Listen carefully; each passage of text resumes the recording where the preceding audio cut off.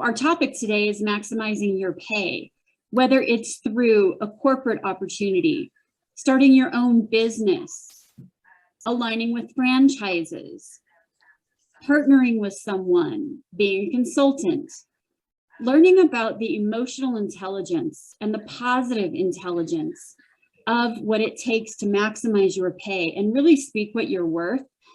That's what we're going to be doing today. So negotiation, I'm sure, who loves that? But if you love that, put that in the chat. If you absolutely love negotiation, put a 1 in the chat. If you hate it, put a 2.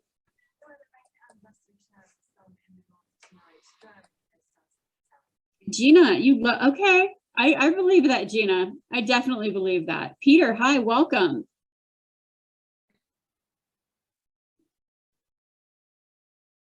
Hi, Carol. Awesome, and Denise loves it. No problem, Cherie. We're happy to have you here. You're calling in from McKinney, Texas. That's awesome. Lori, it's awesome to see you. Very blessed to have you here as well. Hey, Shelley, and everyone. Okay, wonderful. As we have more people sign on, we will admit them into the room. I'm going to go ahead and get started. My name is Shelley Johnson, and I started Colorado Career Connectors in March. Our goal is to bring you the absolute top speakers in the areas of career and professional development, job transition, promotions, advancement. I worked for over 20 years in Fortune 50 companies like Lockheed Martin, Comcast, as a director of talent acquisition. I also have over 12 years of experience as an HR director. So my entire background is in global human resources and talent acquisition. And in 2019, I had my own great resignation, my own big quit, and my own great reassessment. So I started my own company called Best You Career Advantage. I became a premier career coach for Anita B, which is the largest consortium for women in computer science and in technology. And then in March of 2021, like I said, I started my own business. I've helped over 50 people throughout the past 2 years to amplify their own awesome, to fast track their job search. Just alone last year, my clients were able to realize $1.4 million in total compensation. And so if I can personally help you, let's connect. Yvette, if you can put my contact information in there, that would be awesome. I'm a master connector, which is why I have people in my community like the speakers that are going to talk to you today. Yvette, can you go to the next slide for me, please? Thank you. I'm very lucky to have in my circle Yvette Bell, who is my director of operations for Colorado Career Connectors. She does all my social media for my businesses. She is a graphic designer extraordinaire and brand consultant. So if you need a logo, if you need a website, look at what she's done for Colorado Career Connectors. She absolutely can help you with that. And she and I actually met through Anita B, which is, I was doing a resume rescue and Yvette was in my audience. And through connections, we've been able to grow our businesses together. She's at YvetteBell.com. Yvette, can you go to the next slide for me, please? Okay, we just launched about 3 months ago, CO Career Connectors.com. And if you are through Meetup, go ahead and go to our website. Look and see what we have. Look and see what we have coming up. And there's a lot of things coming up. There's Women in Business update this week. There's things at the Colorado Women's Chamber of Commerce that are very top line presentations that all of you can look into. This is on our events page. We not only bring you great information for professional development, but we like to bring you what's going on in the Colorado community. So look at our calendars. and really find out what is going on in the community, because the better aware you are of what's going on in technology or hospitality or those areas that are directly connected to Colorado, the better and more marketable and the better negotiations you can have by helping to find pain points. Next slide, Yvette. So today's agenda is we are going to hear from Anna Brambilla, who is with the Entrepreneur's Source. Then we're going to hear from Denise Liebetrau, who is a good friend of mine. She and I were in pod together for Positive Intelligence, which is really focusing on your mental fitness and your positive intelligence throughout a job search. And so I'm sure she'll bring up things like positive intelligence, mental fitness, and emotional intelligence. And then we're going to have a Q&A after that. We will be going until 1:15 today. So who's ready for some awesome content? Welcome everyone from California to Texas to Northern Virginia. Yvette, if you can move to the next slide. Anna, I would love to introduce Anna Brambilla. She's a career ownership coach. It was a little different from what I do as a career strategist and a career confidence coach. Anna works with the Entrepreneur's Source, and she has over 200 franchises in her network from everything under the sun. More than 20 years as a recruiter, a job search coach, outplacement coach, and relocation specialist. So when Anna and I met, it was almost like Wonder Twin powers activate. It was like this chemistry of we have similar backgrounds, but what we do is different enough where I'm so excited that she's now a premier sponsor of Colorado Career Connectors. And then after that, we have, if you can go to the next slide, Denise Liebetrau, who I mentioned, who has worked from amazing companies like Newmont Mining. She's had her own business for over 5 years, and she is, in my mind, one of the top compensation consultants in Colorado. She does assessments, she does coaching. Denise and I actually met when I was going through outplacement with Lee Hecht Harrison. And again, I just felt this natural connection to Denise because she's kind of no holds barred. She's going to tell you how it is. She's very well known in the HR community here in Colorado, and so we are thrilled to have her.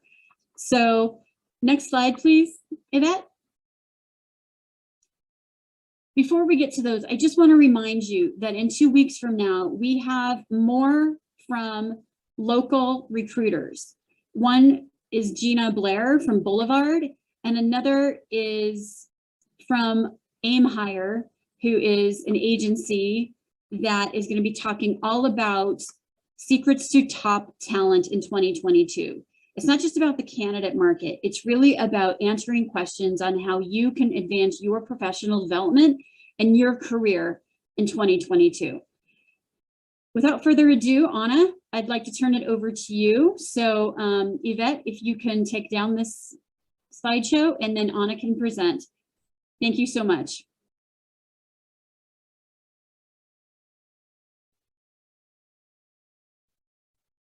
Let's see if I can supersede her. There. Go ahead, Anna. You should be able to. There we go. Can anyone see my screen? Yes. Yes, great. Well, I'm so glad to be here. So glad to be with you guys today. More importantly, so proud and honored to be a premier sponsor of Colorado Career Connectors. Just as Shelley said, we met and it was just like, yep, okay, you're my sister from another mister, as they say. And we really connected, and Yvette's amazing. And I'm just so grateful to be part of here. And so I'm going to be talking about something different than most of you probably have ever thought of.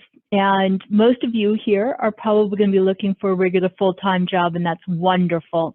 And I'm sure you're going to learn some great stuff about maximizing your pay, which is something we always want. I'm here to encourage you to consider other options as you're looking for a regular full-time job. So, as Shelley mentioned, I've actually been in the field of career transition for more than 20 years as a recruiter, job search coach, outplacement coach, all kinds of different things, and found franchising about 4.5 years ago, almost 5 years ago now. I can't believe it's been that long. And really love it. I actually ended up buying a franchise. The Entrepreneur Source is itself a franchise. And so I bought this and have been running my own business. And I'll talk about some of the significant benefits of a franchise. So essentially, and we're going to keep this super light because I'd love to tell you some more about it another time, but I want to give you sort of a taste of what some of the franchising is. Essentially, what a franchise is yes, it is McDonald's, it is Subway, but we have in our portfolio a couple of hundred franchises, of which only 4% have anything to do with food. So a huge, huge variety, and Subway and McDonald's are not among them. A franchise is a proven business model. It's a recipe. I liken it, if any of you have done those meal prep services where they send you the ingredients and all you have to do is chop them up and put them together and have a really delicious meal. That's very similar to what a franchise is. It's a proven business model, something that can be done again and again, and they've given you all the tips and tricks and support, not only to get up and running, but to keep going and make it successful. So, franchising is great for anybody who's interested in owning their own business. And I don't know about you, but I think the vast majority of the people in the world have always wanted to have their own business. Have always said, oh, I would love to. And that's great. I think franchising takes away a tremendous amount of the risk of starting your own business, because it's a proven business model, and it's also, you get the ongoing support, startup and ongoing support. And frankly, in some ways, I think it's less risky too than starting a job, because as I'm sure many of you know, any job can go away at any time. And I know we're going to learn some tremendous tips and tricks from Denise about how to maximize our revenue and maximize our salaries. It's still always in somebody else's hands. Whereas when you own your own company, specifically a franchise, you have your destiny in your own hands. So we're going to go through some of the myths. First of all, this is across all of the franchises in the system. You see quite a large number of them are in the fast food or quick service. Again, in our system, only 4% have anything to do with food. So the rest are in things like kids and seniors, consulting, business services, home improvement, home restoration, all kinds of different things. So we're going to go through these pretty quickly. Finding the right business will make me successful. Not true at all. A franchise will give you the tools that you need. What they can't give you are what you bring to the table, which is that innate drive, that desire to make things happen, understanding how business works, how to manage a team, how to recruit, how to work with customers. Everything else they will teach you. They'll teach you how to implement their system, how to cut people's hair, although you're not going to have to be doing that, or how to recruit, or how to fix a kitchen, or whatever it is. They will teach you all of that stuff. What they can't teach you is what you bring. And which means then that when you bring those transferable skills, you can be successful in almost any franchise out there. A lot of people think I have to do something that I love, and certainly that helps. I love my franchise. I own my own franchise, and I love what I do. But there are also tons and tons and tons of franchises where, as we say, the industry is not particularly sexy. Nobody wakes up and says, oh gosh, I can't wait to own a house cleaning franchise. I haven't met them. Maybe they're out there, but I've yet to meet them. But what people like about a franchise is that what they're going to be doing, first of all, they're going to be out networking. They're providing employment to people who might have a hard time finding employment. They're going out there making a difference in their customers' lives. They also like that the money and the time that owning that franchise allows them to do, spend time with their family, not have to travel, not have to work insane hours, be able to be there for their son's little league class game or whatever it is. This next one is one of my favorites. I'll know it immediately when I see it. I can't tell you again and again and again how many clients of mine, and at this point I've helped probably close to 1,000 clients explore options. And of those people that ended up in a franchise, I can guarantee that none of them, well, okay, maybe one or two of them knew that they were going to be ending up in that franchise when we first started talking. the vast majority of the time, they probably even hated the concept if I had brought it up to them before. I can tell you other stories about that again and again. It's really kind of funny. It really is important to keep an open mind. I can't be in the X business. I don't know anything about that. Again, they'll teach you. The franchise will teach you all the logistics. What they can't teach you is that innate drive and desire to have something for your own and to use your experience. Corporate HQ will dictate everything. I won't have any control. Certainly, there are some franchises. Frankly, I consider McDonald's to be one of those where they're pretty strict about what you're going to do and how you're going to do it. In reality, the vast majority of the franchises are very, very looser on their requirements. When I started my franchise, and one of the reasons I liked it so much was that they called it an 8-lane highway with bumpers. So within that 8-lane highway, I have tremendous flexibility, and I love that. I can do things like be incredibly proud supporter of Colorado Career Connectors and be a sponsor. I can work where I want to, when I want to, but I have barriers that I'm not allowed to exceed, and that's really, really wonderful. So it allows me that flexibility, but still gives me that structure that I need. I can't be creative in a franchise. So not true. A lot of creativity is possible in franchising. It depends on the franchise, but the vast majority of them really allow you to put your own spin on things.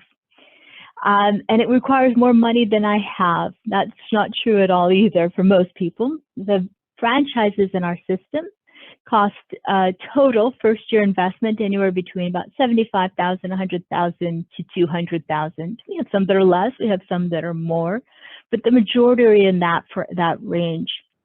And it's really, and funding is very readily available. I can get most people funding if that's what they're interested in. So those are some quick things about franchising that I wanted to let you know, and just a couple of other quick things. I'll put my contact information in the chat in a second.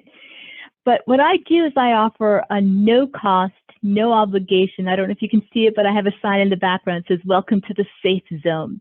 And that's what I provide to my clients, is a safe place to explore and learn and see what's out there. I love what I do because I offer an additional way to explore, an additional avenue, and additional options that you may never have considered.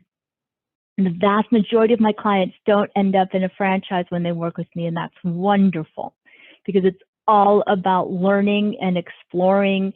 And at the end of the day, if I can say that I have helped you learn something new and learn options you never knew existed, I've succeeded. And I have plenty of people for whom franchising is very nice and works well for them, then I make a very nice living and I get to focus on my clients. So I would love to have a 15, 20-minute call with any of you. I'll put my calendar on there just to explore, just to tell you about what I do. Again, no obligation, no pressure whatsoever, just to see what else is out there. So thank you very much, Shelley. Anna, thank you. I'm so glad that you were able to demystify some of those things around franchises. Denise, I'm very excited to have you on as well. Denise, do you want to take it from here?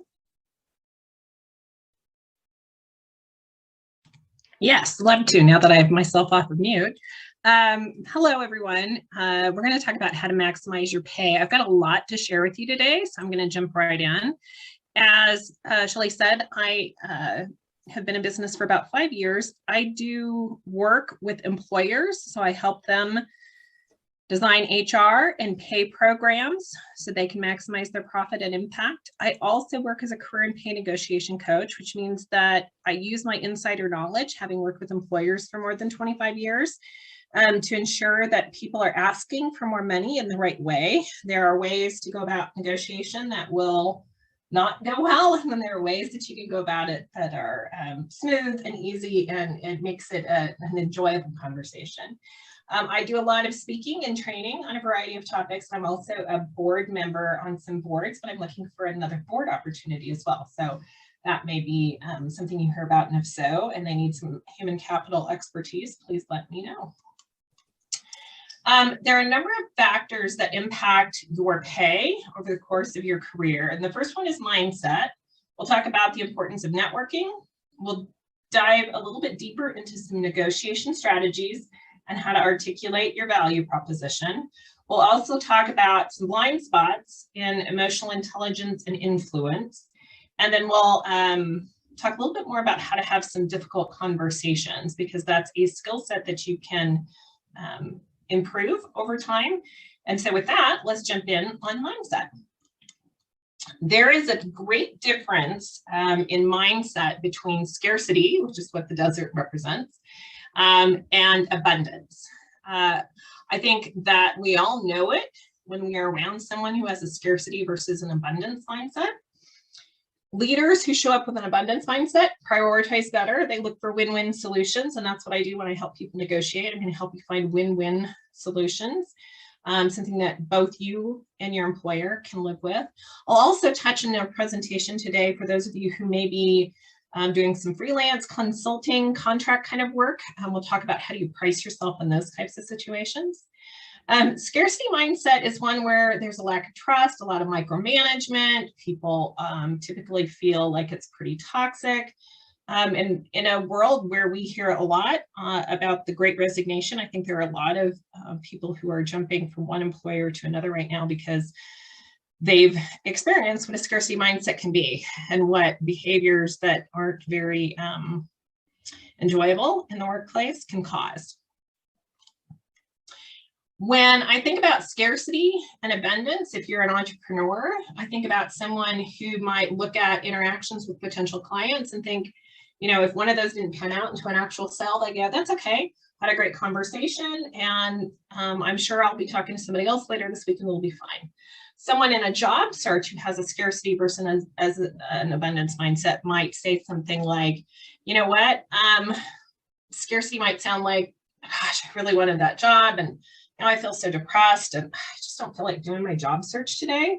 So I'm not going to do anything. I'm just going to take a nap, or, you know, call a friend, and I'm just not going to spend a whole lot of time on it. Or someone with abundance might react in a manner that goes something like this. They might say, you know what, had a good conversation. It didn't go quite the way I planned, and I didn't get the offer I expected, but I learned some things, and I got a few additional questions I can add to my list that I can perfect my answers to. So the next time I get asked those questions, I'm going to come across as more confident and maybe a better match to what they're looking for. And so they use those experiences to move forward instead of getting stuck and not taking action.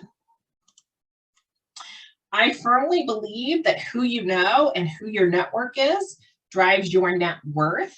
One of the phrases I often tell my children and tell my clients is the 5 people you spend the most time with are going to have the most impact on you. And so if you think about how those people show up in terms of mindset, are they people who are stretching you, helping you reach learning and growth goals? Or are they people who kind of keep you stuck? Do they live in a space where there's a lot of negativity? Those are the types of folks that you probably want to distance yourself from as much as possible, right? When we try to make friends as an adult, it can be kind of difficult, right? You're certainly not going to handcuff yourself to somebody and ask them if they want to hang out. And in a world where we're doing so many things virtually, it can be kind of tough to figure out how do you make friends with somebody. I will tell you something that I often do on calls like the one we're on. I will write down people's names that I see and then look them up and connect with them on LinkedIn after. And then I reach out and I say, hey, saw you were on such and such call today.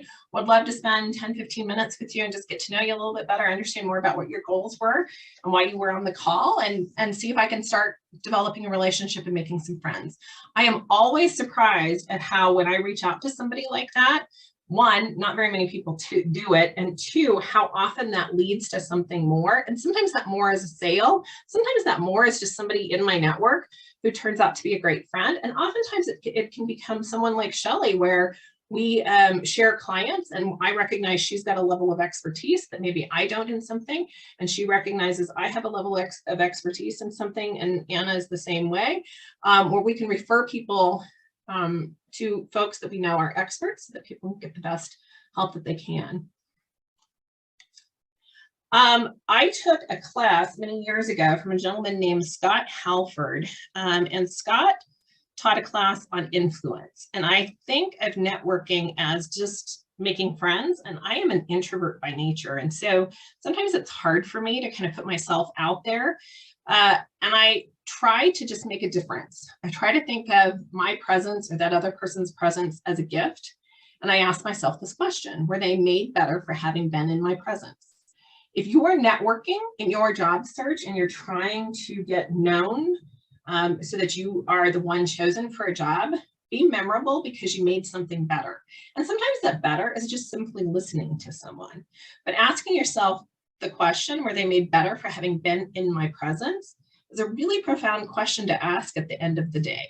And it may help you if you're not so enjoyable, if you don't find networking so enjoyable, it may help you feel a little bit better if you think about it and reframe it as making friends.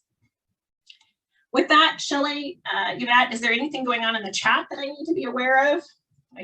I'm not watching that as I speak. Not so far. Anna just stated that I love that concept, being memorable for having made something better. I also commented on that, Denise. That's great. We actually do have one question from Lisa. How do you influence your boss that they don't feel intimidated? Ooh, that's interesting. So I think it depends on what your goal is in terms of the conversation and the influence you want to have, right? And just so you know, I'm going to give you guys access to my calendar. I did earlier in the chat, I gave you a link, but I'll give you a QR code here pretty soon in the deck. So you can get access to my calendar. You each get free 15 minutes with me. So if you're trying to influence someone and not intimidate them, I think it's good to show up with empathy and figure out what is their focus, how do they define success for themselves, or how does their boss define success for them, and then you contribute to that, right? So if you can align your needs and interests to what your boss's needs and interests are so that they see some synergy within that, then it's much easier to get a yes out of them. And without knowing more about what you're specifically trying to influence your boss for, that's probably as good as I can give you in terms of an answer right now. So I told you earlier that I'd give you a connection, a QR code. This QR code actually will take you to something called Hi Hello app. It's where I created a digital business card, and I created a digital business card in less than an hour. And the reason I did this is because I found myself not handing out paper business cards over the last couple of years with COVID and so many of us being remote. I found that I wasn't connecting with people by handing that little piece of paper across the table. And so I thought, you know what, I need to come up with a way that I can give people my information without it being difficult. And so a QR code, right? You pull up your camera, you hover over that box on the right-hand side of the slide, and you've got my contact information, my phone, my website, you've got a schedule a meeting link, etc. So I encourage you to come up with creative ways like this to stay in touch with people. Negotiation in and of itself is something that I love. I would love to open it up for some dialogue right now. What do you associate with the term negotiation? When you hear that, what kind of words or phrases come to mind? And you can either type them in the chat, or you can take yourself off of mute and share those with us right now.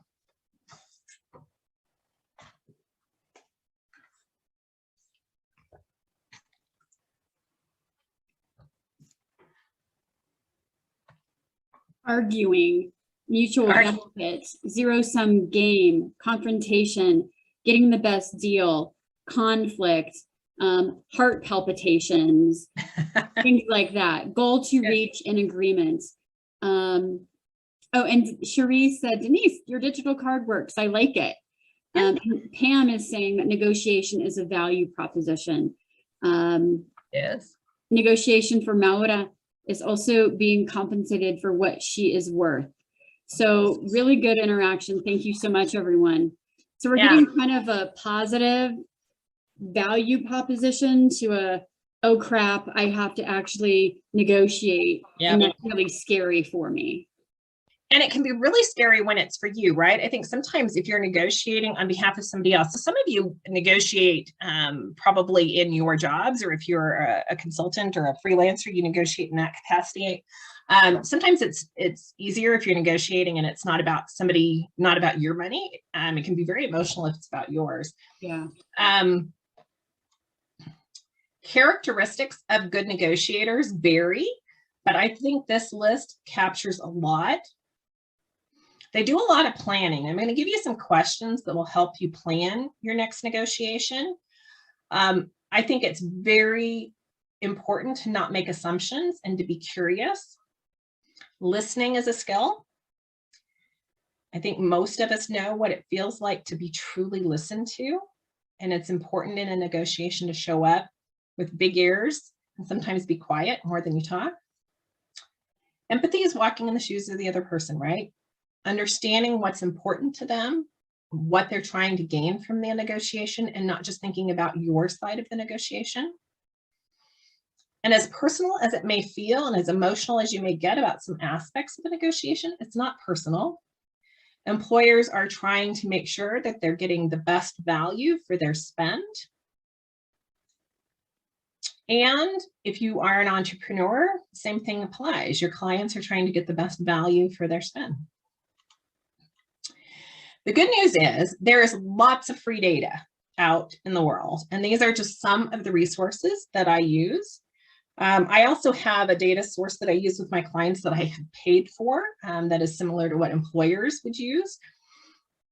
I think it is important to pull data from multiple sources and summarize it in a way that allows you to represent what is the job worth that you're interested in. I'm curious. I'd love to open it up for comments in the chat, as well as if you want to take yourself off of mute. Which one of these data sources have you used in the past or that you like? And if you have a data source that is not on this list, please share that in the chat. And then Shelley, if you can share with me what you're seeing as people type. Yeah, Denise, I have heard of ERI. Are you familiar with that? I am. It's called Economic Research Institute, and I just was talking to one of the consultants on my team this morning, and we're going to recommend that data source for one of our employer clients this week because it's a good data source. Yeah. Thank you. I also have a organization that's looking at some comp, and I recommended ERI or Culpeper. What are your thoughts on Culpeper?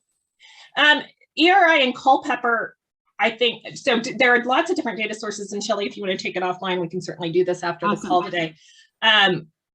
I think Culpeper has got some good data sources. It's been around for a long time. I've got a good contact there, and I can probably get you a bit of a discount if you need. Okay. If you don't have a contact for the employer. I have worked with both Culpeper and ERI.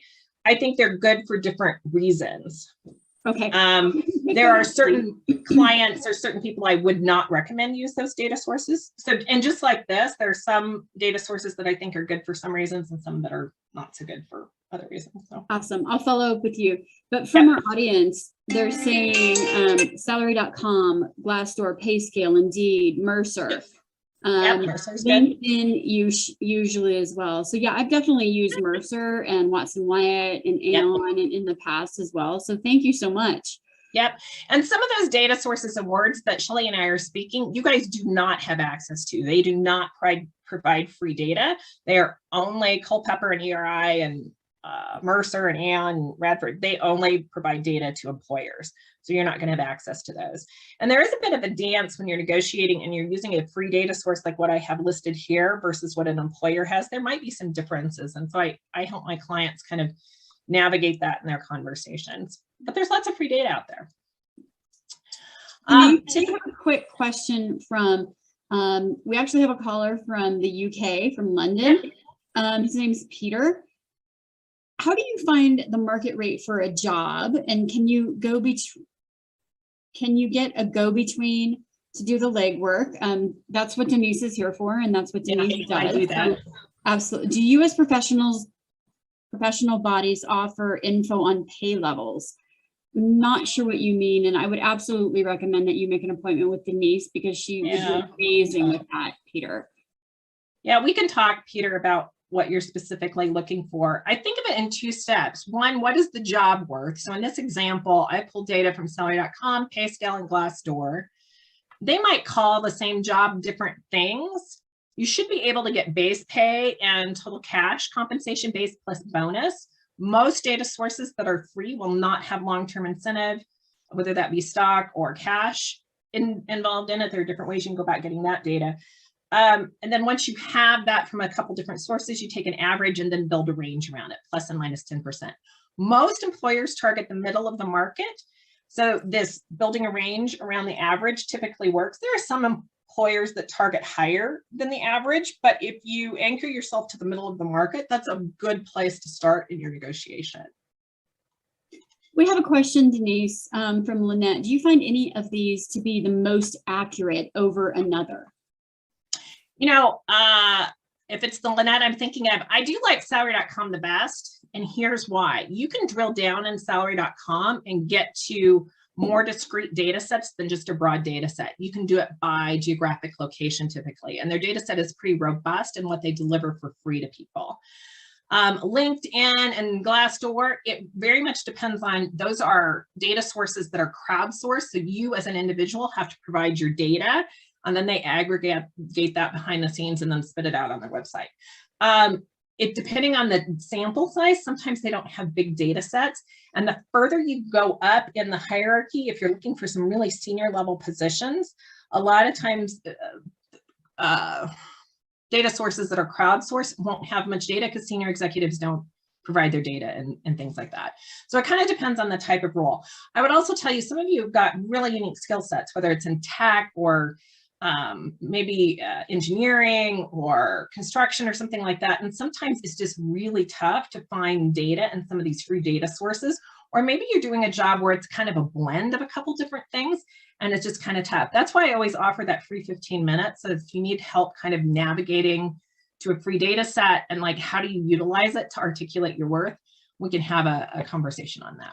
It's a good question. Denise, I just want to honor Pat's question. For people working on a contract basis, what's a good percentage to add to the hourly rate? And I know that you're going to be talking about I'm going to talk about that. So yeah. Thank you for bringing that up. I have two different approaches for doing contract work. Contract labor should be paid more than what an employee should be paid because you aren't receiving benefits and some of the other things employees receive. So we'll get to that. And then if I don't answer all your questions again, you got 15 with me to talk more. So once you know what the job is worth, then you got to articulate what are you worth in the job. When I worked in-house and I taught literally hundreds of HR people, talent acquisition folks, recruiters, how do you make a pay decision for a new hire? I would use a tool like this and say, if you're going to find somebody who can do the job, but they're in learning mode, pay them in the lower third of the range. If they're fully proficient, they know all the aspects of the job, the technical, the behavioral, the interpersonal pieces. They don't need a whole lot of supervision, pay them in the middle. And if they're going to walk on water, leap over the building with a single bound and have a cape on them, then you probably got to pay them in the high end of the range if they're bringing something extra special and they're doing it on a regular basis. So if you want to anchor yourself toward the top end of the range, when you are answering interview questions and portraying yourself, you need to be anchoring yourself with a story and a value proposition that is at the high end of the range. And just a tidbit for any of you who are stepping into or have people reporting to you, this is a great tool to use to talk to your employees about why they're paid where they are within a pay range, whether you're working for a startup or you're working for a Fortune 500 company. This type of a tool works in those situations. Denise, I love this. We do have a couple more questions. One is from Cherie. She stated that she's negotiated monthly compensation for not taking medical benefits. Is there a protocol in doing so that you could tell us about? You're probably talking about working with a small employer. Bigger employers, mid-sized to bigger employers won't do that, but smaller and startup employers might do that. I have negotiated things like that. You got to think through what is their willingness and what's typical for an employer versus an employee contribution on like healthcare and benefits things. So that's kind of a customized thing. There's no one size solution fits all on that. And then if they're paying you like a stipend or a lump sum per month, sometimes there's taxation issues with that. And sometimes you can negotiate a little bit of a gross up to help with that. So it's more of a customized approach, but that leads me to another slide I'm thinking of that I've got in this deck. There's lots of possibilities beyond base pay and bonus that you can negotiate, and sometimes it's benefits as well. Anything else in the chat? Yeah, we're getting some great questions, and I'm answering them one off as well. But okay, can you tell us This is actually really important in today's market. And as we're seeing changes from the pandemic going to hybrid to remote, if you're applying for a remote job, should you drill down by the region which you live or where the company is located or something different? So here's the employer struggle with that. There is no one size fits all in terms of philosophy on how to pay remote workers. The traditional approach prior to COVID was wherever the work is getting done is what you tie someone's pay to. So let's say you're living in some little town in Kansas and you're delivering work. That little town in Kansas that's very rural, that may not have a whole lot of economic opportunity, is going to probably pay less than, say, Chicago or San Francisco or New York City. And so pay would be tied very closely to where you were doing the work. In today's world, some companies are making a decision to be agnostic. They don't care. I talked to one employer last week. They are based in Chicago, and they're like, we base all of our pay in Chicago. And if you want to choose to live somewhere else, maybe that's going to be a great fit. Maybe you're going to work somewhere where it's lower cost of living and it feels a little great, because you've got Chicago wages. If you want to go live in San Francisco and pay ridiculous sums of money for a house and deal with that cost of living, then maybe that's not going to be enough for you, but you chose that. I have other companies who make kind of a hybrid decision in that. So it's very much differs. So here's the question you ask if you're trying to figure out how do you look at free data to market price yourself. And that is, you ask the company this question: what is your pay philosophy for remote workers, and how do you manage pay for people who are doing work outside of your corporate headquarters? And then be quiet and see what they say. They should have a way of articulating what that philosophy is. I'm going to jump into this next slide unless you see something else, Shelley. Okay. Lots of factors impact pay beyond that market data. If you live in, like I said, maybe a small rural community, pay might be less than living in a big metro area where pay and cost of living is higher. Company size matters. Smaller companies pay less than big companies. Industry matters. Manufacturing pays less than tech. Job responsibilities matter. If you have a unique skill set and there are literally a handful of people in the world who can do the work you can do, you're going to get paid more. The size of team, the type of work you oversee, how many layers between you and the CEO matter. And then obviously how you articulate your value, your source stories, your situation, obstacle, action, and results you can deliver in certain situations make a big difference in terms of how you're going to get paid. For those of you who are curious about how do consultants price their hourly rate or come up with that, there are two approaches, and this is the first one. One, you take a target annual salary from any of those free data sources as if you were an employee. You figure out what your expenses are going to be on an annual basis, and you come up with an adjusted annual salary. And then you take out all of the hours that you're not going to be working, take out the non-billable hours, divide that adjusted annual salary by the number of billable hours, and you get an hourly rate, and then you round up. That's one approach. Another approach is much simpler, and that is to take that annual salary that you might make as an employee, divide it by number of hours per year, and then do a markup percentage. And that markup percentage might be lower in the 30–40% when you're first starting out, and then it might escalate and go higher as you get more experience and your value is proven and your brand is known. So pretty straightforward. I'll tell you, one of the best books I've read that has helped me with project-based pricing, how to write contracts and proposals, how to define the value I can deliver as a consultant, is this one by Alan Weiss, $1 Million Consulting.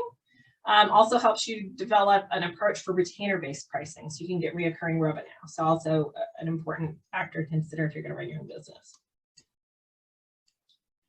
Your value proposition. This is the anchor for everything, right? You need to be able to articulate what do you do great that makes you unique and special. And so on the right-hand side of this, you can see a value proposition or a branding statement. I will share what I say when I'm introducing myself.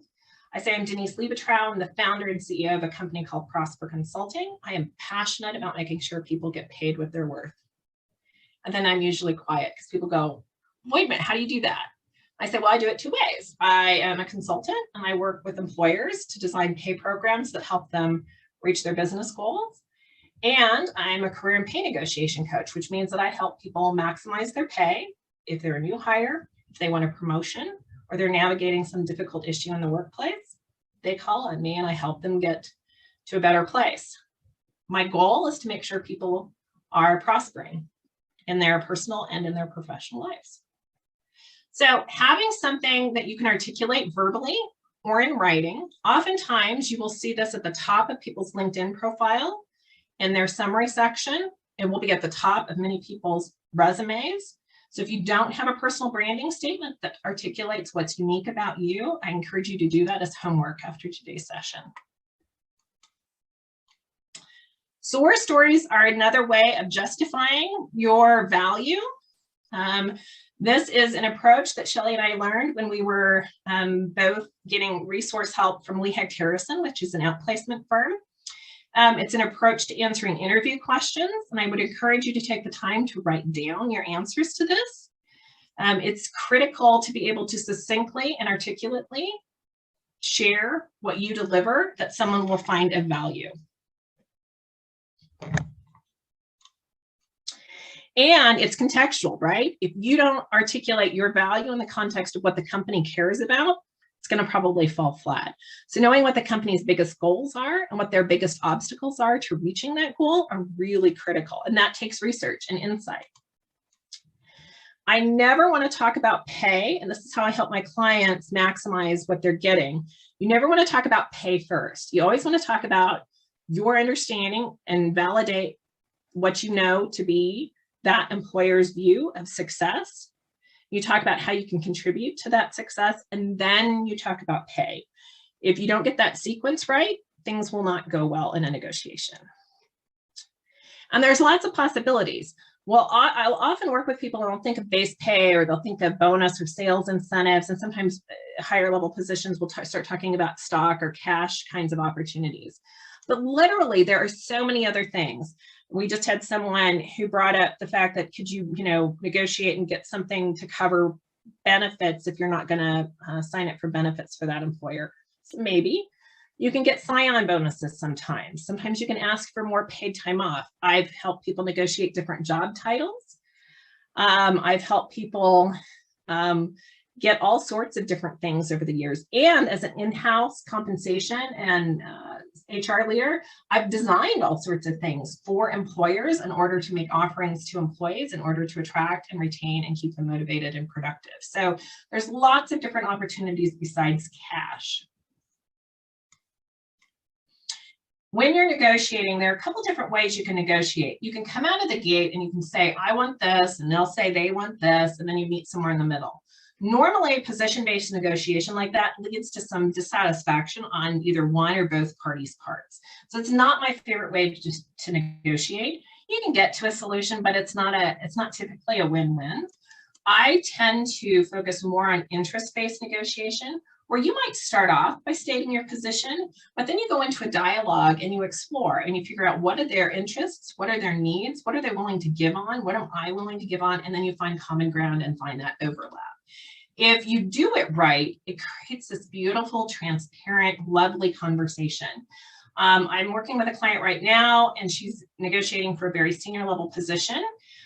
She's coming out of Coca-Cola, going into another public company. And it's a promotion for her. It's multiple millions of dollars a year for how we're negotiating. And it's been really satisfying to see how the company is working with her and in the way we've had dialogue and summarized her pay and her LTI and different components so that they can buy her out so that she can leave Coke feeling whole and feeling like she's saying yes to an offer that's really great.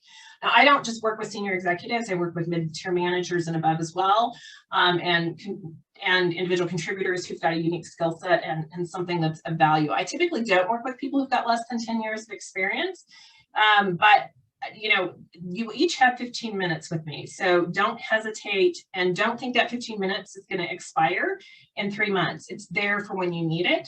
And if you feel like there is a match and that I can help you further, then we can talk about pricing and those kinds of things, but we can get a lot accomplished in 15 minutes. Interest-based negotiation feels very different. You come across as being goal-oriented and that you're willing to work together to find common ground. It's not about using tricks or manipulation or demanding or coming across as too aggressive or coming across as greedy. You come across as someone who is smart, capable, confident, and you know how to make good decisions. So I have scripts, I help people write emails, I help people summarize the data about where are they being paid today, where would they like to be paid given this new role, and what seems reasonable. And I don't disclose, I teach you how to not disclose things that might get in the way of you maximizing your opportunities. So a lot of times, one, there are laws that employers can't ask you what you're making now. And I would tell you not to offer that up, because that's not something an employer needs to make you a competitive offer. You need to know your risk tolerance. I have certainly helped people walk away from offers that were too low. And you need to be able to know what your goal is and what your stretch goal is, and where you're going to be most satisfied given the circumstances. And a lot of times it's not just the pay components that we're assessing, it's the leadership of the company, it's the type of work, it's the ability of that employer to stay a viable employer long-term. Do they have a competitive advantage in their profession or with their client base? So we look holistically at the whole situation and not just at the cash piece or the long-term incentive pieces. We look at the whole situation. I also look at benefits and help you assess if there's anything missing from their benefit offerings that might give you some leverage to ask for something more on as well. If there are any slides in here that I put a dollar sign next to, it is this one and the following slide. It's about really understanding what you're trying to accomplish in the negotiation. You can't ask and be part of a great negotiation dialogue if you don't know exactly what you're wanting at the outcome. What's a need versus what's a nice to have, and how are you willing to be flexible on that? So it takes a lot of inner work to kind of get clear on that, and it may adjust depending on the situation. I also think empathy is a superpower, right? Understanding how the other party feels and understanding who on the other side of the negotiation actually gets to make the decision. Knowing what you offer that's important to them and how much that person can say yes to versus how much if you ask beyond that point, who do they need to talk to? So let's give you an example. You might have a recruiter that they're talking to, and the recruiter has been given the flexibility to go to X amount on their own. But if you ask for something beyond that, they maybe have to go to their boss or the head of compensation or the head of HR or maybe a business leader to get more money for you. Knowing how to help that recruiter have those conversations beyond themselves is one of the things that I help do. To make sure that that recruiter is actually an advocate for you and they're helping you get what you're asking for, right? And you're making it easy for them because they're probably, and especially in today's world, recruiting to fill 20 plus positions because there's so many job openings right now in many industries and in many companies. So it's really critical that you plan on and think about that other side of the equation. Shelley, is there anything going on in the chat that I need to be aware of? We just had one comment from Pam. As she looks at jobs openings, there's still quite a few based in Colorado that aren't adhering to that new law of posting the range with a job. Does anyone know who's policing this, and if there's a way to report postings? Yeah, there is. It's Department of Labor. We can talk and I can give you a place where you can report that.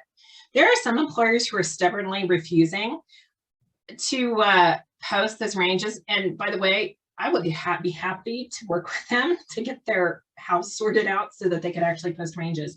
I think there are also some very stubborn employers outside of Colorado who are choosing to say we will consider anybody except people who are in the state of Colorado, which is silly too. If you look on the Department of Labor's website, the Federal Department of Labor, there are a lot of pay equity and pay transparency laws that are being passed. New York just passed one. And this is not a trend that's going to go away. So those employers who are holding out are kind of, I think, sticking their head in the sand. But yeah, there's a way you can shine a light on that. So is that a New York law or a national law? It's by state. Pat. New York just passed a law on it. If anybody's interested in the link to the website that tells you by state what those laws are, happy to share that with you. Just send me an email and I'm happy to share that link with you. Denise, that's awesome, because there's been a lot. I talk to recruiters every day that are like, we hate this law because they do. They hate it. Candidates assume that if they're not in that range, they can't negotiate. Please do not assume that if you're out there looking. Specifically, I've been talking with technology like Facebook, Amazon, Netflix, Google, Uber, etc., or what we call in the recruiting area, FANG. Yep. And they really do not like this, because technologists especially are going to be looking for higher. So just because that range is posted, do not assume that you shouldn't apply or that you shouldn't ask for more. Yep. Technically, the way the Colorado law is interpreted, and for some of you, you're not in Colorado, but you may have other laws that are kind of akin to this. The way it's interpreted in Colorado is it has to be generally what you think you're going to have to pay somebody who's stepping into that job. But it's not a hard stop and start, right, on either end. You have some flexibility as an employer. So don't talk yourself out of applying for a job. If you can do the job and you think you're a good fit for that company and you're interested, apply. Don't let that stop you. I'm a firm believer in having a marketing plan. Now, we can talk all day about price, but that's kind of the end of the process, right? You are a product. You have to sell yourself. And for those of you who are like, I'm not in sales, yes, you are. Whether you're a consultant and you're a freelancer and you're doing something on your own, or you're in a job search situation, you're a product. You've got to sell yourself to the right place where you can holistically show up and thrive and perform at your best. And you have to be visible. You have to promote yourself in the right way in order to get paid what you're worth. So it's not just mindset, but it's this whole marketing plan. And I would tell you, it doesn't stop once you become employed somewhere. It doesn't stop once you have a full slate of clients if you're a consultant. It is an ongoing thing. In a world where mergers and acquisitions happen, companies stop, go out of business, etc., or you get laid off, or you decide to quit, you always need to be marketing yourself. And I think one of the things that I get frustrated by is when people make very short-term decisions. You have to keep yourself marketable. And sometimes that's about investing in understanding technology that you're going to be using on an ongoing basis. Sometimes it's investing in new skills and modifying what you can deliver in order to keep up with your industry or your profession. So don't just get stuck in this mindset of kind of one and done. I'm going to do this job search and then I'm going to be kind of done and I don't have to worry about marketing anymore. It's an ongoing thing.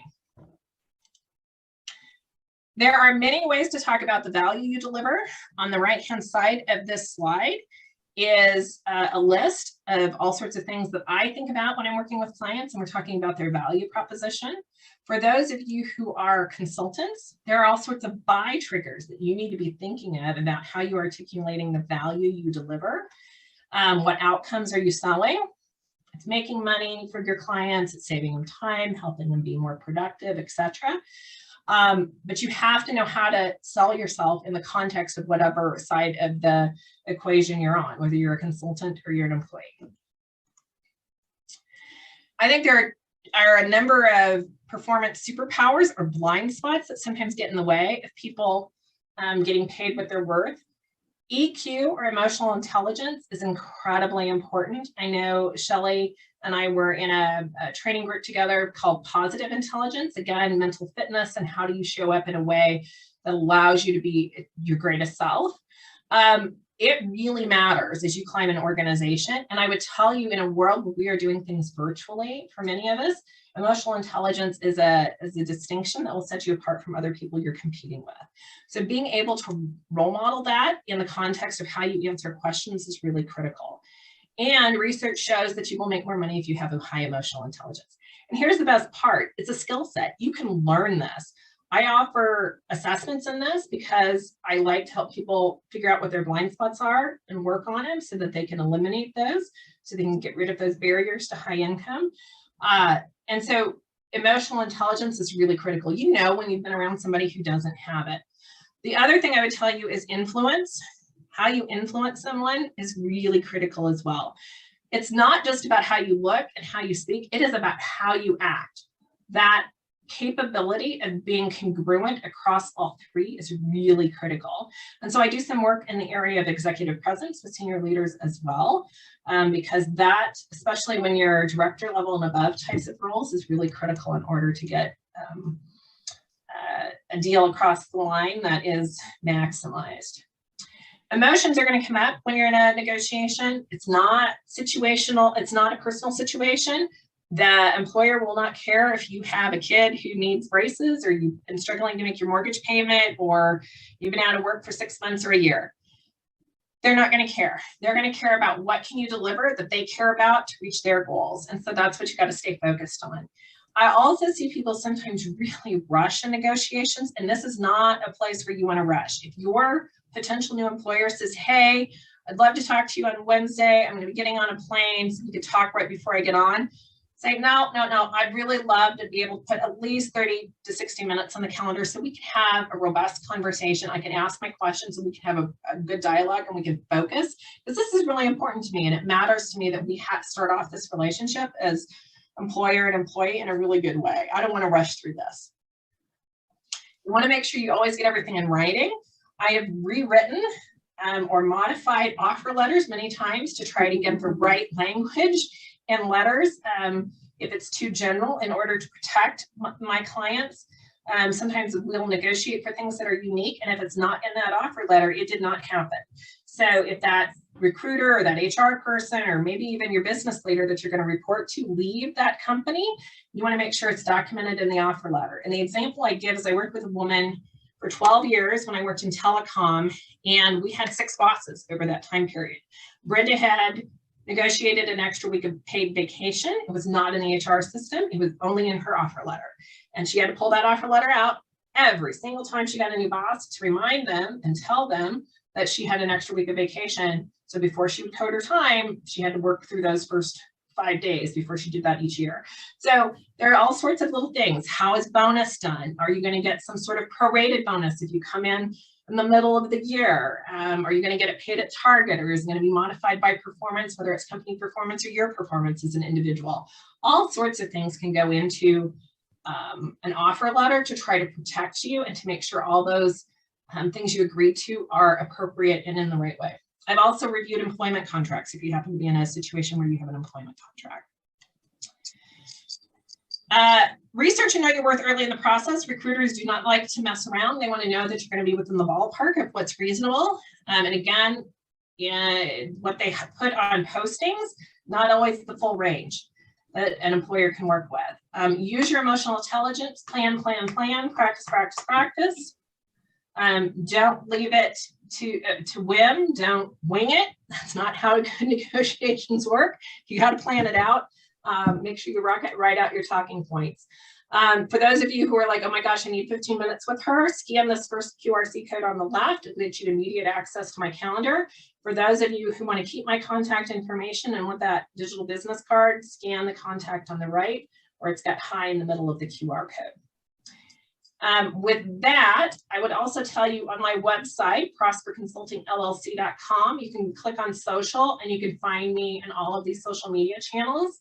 I post typically on a daily basis, so you'll find all sorts of great things in there that you might find of value. And with that, I will open it up to questions or comments.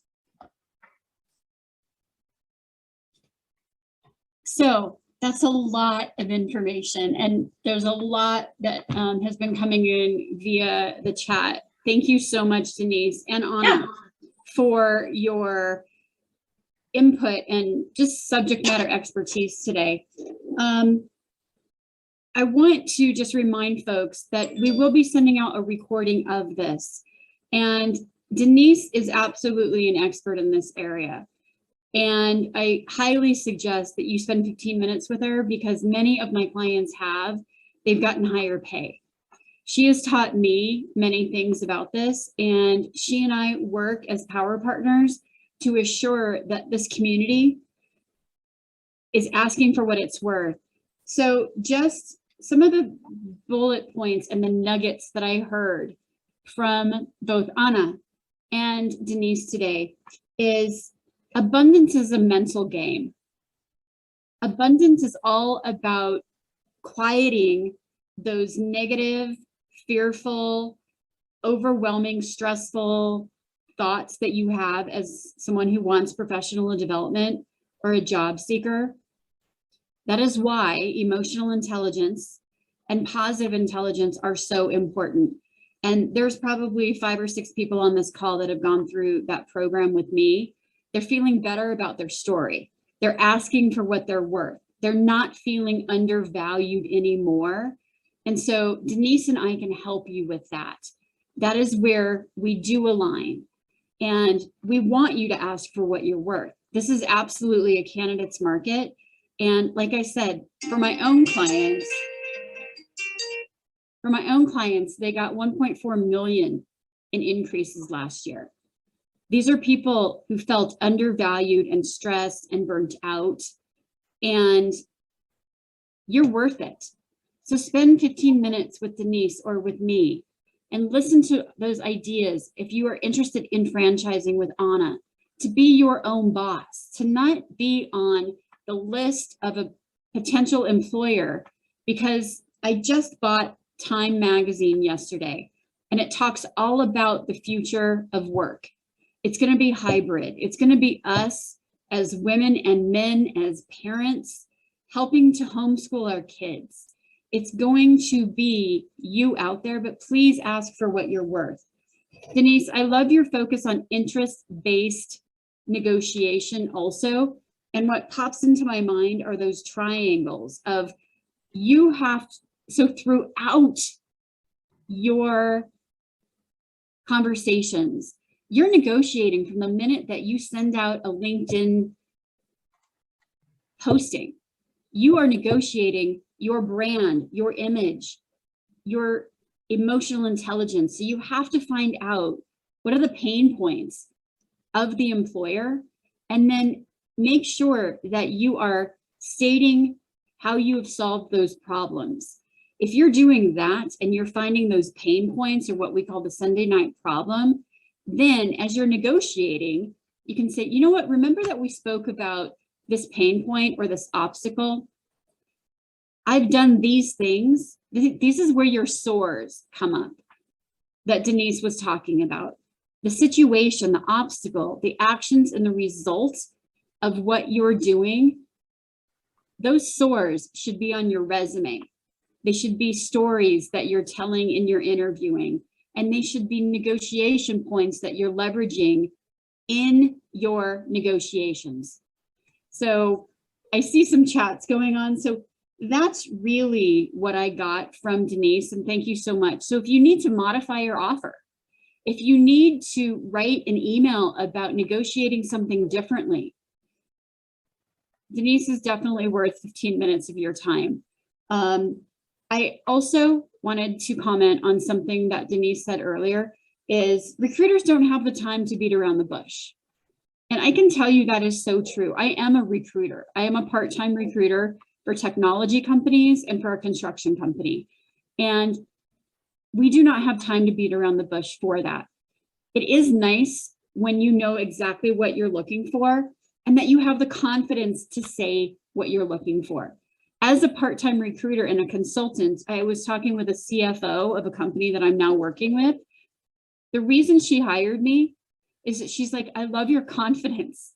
I love your ability to speak your truth and know your value.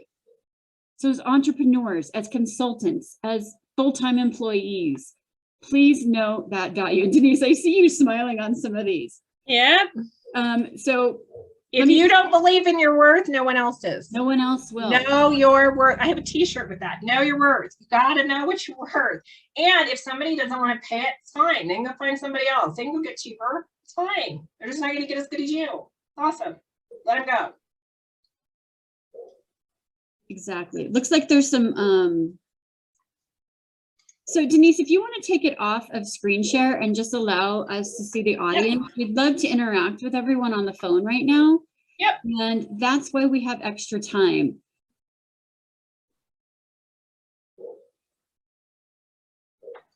I wanted to add to something that Shelley and Denise said, and I think it's really important for everybody to remember.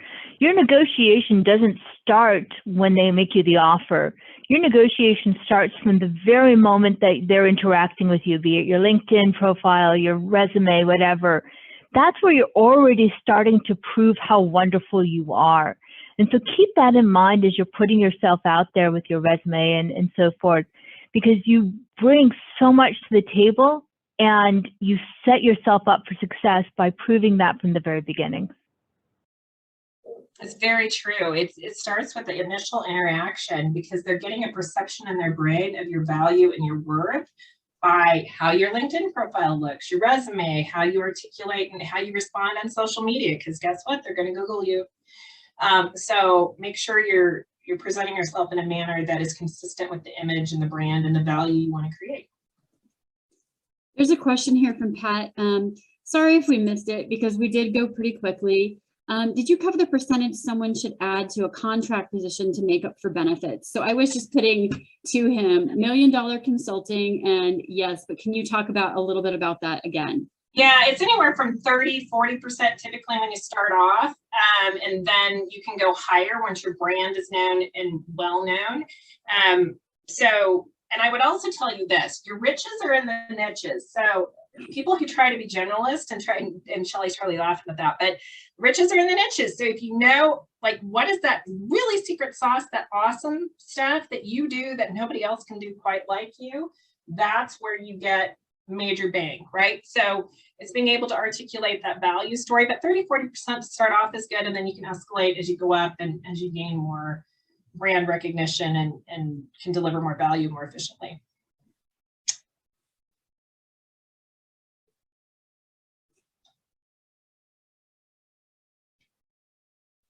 What are the insider secrets for those that are over 40 for negotiating? Cherie, I took that number and I'm taking it lower because ageism starts at 35.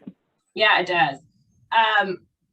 Yep. There's so many secrets. You know, there's the tactical stuff like don't put your graduation year on a resume or your LinkedIn profile. Don't show more than 10–15 years.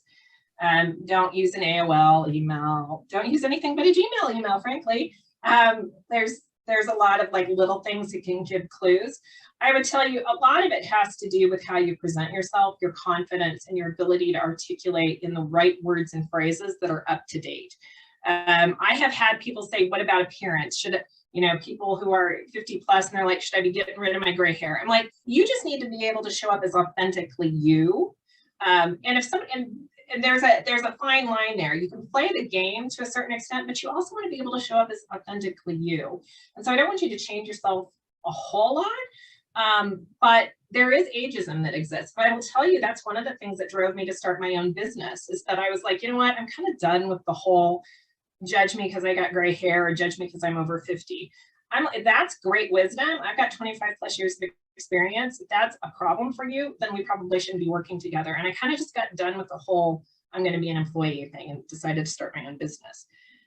But there are little things you can do. So if in that 15 minutes you want me to look at your LinkedIn profile or your resume to give you some things, tips and tricks that might help you kind of minimize the probability that they'll be judging you based on age, happy to include that in that 15-minute review. Shelly, do you mind if I ask a verbal question? Of course and that not. on chat? Okay, great, thanks. Yeah, thanks, Denise. It's Cherie. Just wanted to say, I have used those tricks and Shelly has helped me immensely as far as the dates. However, employers are very good at finding out anyway, because after you upload your resume, they have you type in everything and there's a field for dates of your education. And so you can't bypass that. So all those tips are wonderful and I'm utilizing them, but I also am very aware that they're aware of that time frame. And unfortunately, there are some employers who aren't progressive enough to know they shouldn't be asking those questions, right? And, exactly. And you know, I've had people say, should I just type in 9999 and like blind it, right? Like, or 1111 and I'm like, well, so here's the dance you're playing, right? Is that going to get you kicked off the list? Right.